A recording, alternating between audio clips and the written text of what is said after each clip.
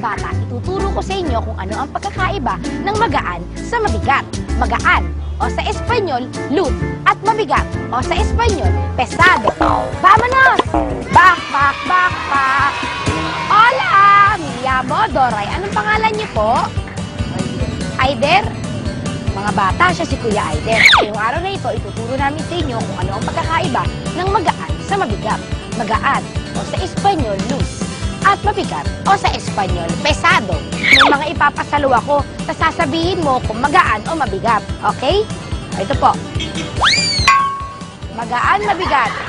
Magaan. Ito. Ito, Kuya. Ayan po. Ayan, ayan. Kuya, ba't hindi ka umiwas? Nakakabagok yan ang ulo.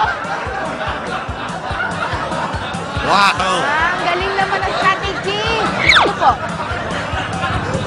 Mabigat. Eh, yun na yun, Kuya.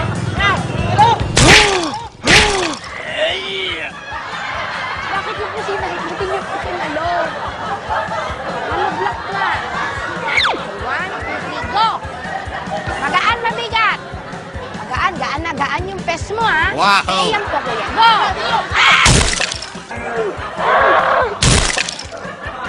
Ang taray. Mabigat na yun sa'yo? Magaan. O, ayun, Kuya, go!